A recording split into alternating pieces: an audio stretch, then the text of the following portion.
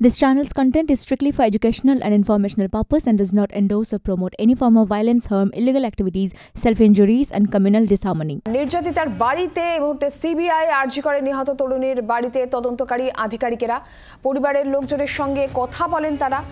অন্যদিকে আজকে আরজিকর হাসপাতালেও যান তদন্তকারীরা।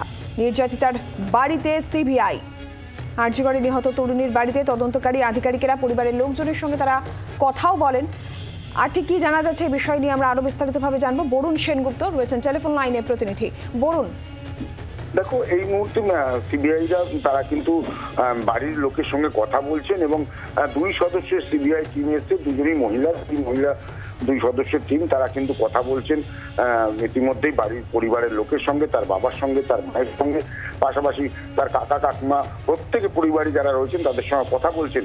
এবং আগে যে কথা তারা কিন্তু কথা বলে গিয়েছিলেন, সিবিআইকে বিভিন্ন রকম কথাও তারা জানিয়েছিলেন, অর্থাৎ পরিবারের তরফ থেকেও জানানো হয়েছিল আরো কিছু জানানো হয় কিনা বা আরো কিছু কথা তারা বলেন কিনা সেটা যেমন একটা কথা। আর একটা বিষয় যেটা, যে ডায়েরির কথা উঠে এসেছিল, যে ডায়েরির বেশ কিছু পাতা মিসিং ছিল, সেই পাতার ছবি কিন্তু এই পরিবারের কাছে তোলা ছিল, এমনটাই কিন্তু গতকাল তার বাবা অর্থাৎ নির্যাতিতার বাবা জানিয়েছিলেন। সেটাও হয়তো আজকে তারা সিবিআইয়ের হাতে তুলে দিতে পারেন, এমনটাই কিন্তু এখনো পর্যন্ত জানা যাচ্ছে। এই পাতা তুলে দেওয়া, অর্থাৎ যে পাতাটা একেবারে শেষ দিন লিখেছিলেন সেই পাতার ছবি, সেই ডায়েরির ছবি কিন্তু তাদের কাছে তোলা রয়েছে। সেই ছবিটি নাকি পুলিশ যখন সেই ডায়েরি সিবিআইয়ের হাতে দেয়, বেশ পাতা সেখানে মিসিং ছিল, এমনটাই কিন্তু পরিবারের তরফ থেকে জানানো হয়েছিল। সেই ছবিও কিন্তু প্রতিলিপি তারা কিন্তু সিবিআইয়ের হাতে তুলে দিতে পারেন।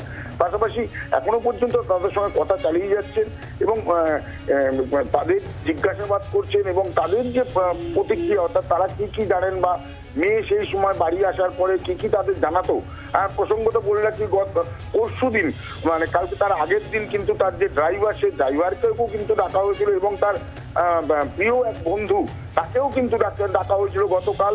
তাকে দেখেও কিন্তু জিজ্ঞাসাবাদ করেছে যে তিনি কিছু জানেন নাকি, এবং তারপরেই আজকে তার বাড়িতে সিবিআই এসছে এবং পরিবারের লোকের সঙ্গে কথা বলছে। বরুণ, তুমি আমাদের সঙ্গে থাকো।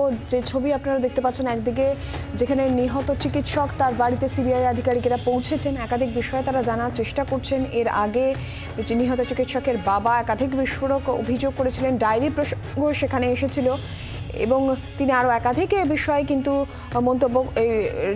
বক্তব্য রেখেছিলেন।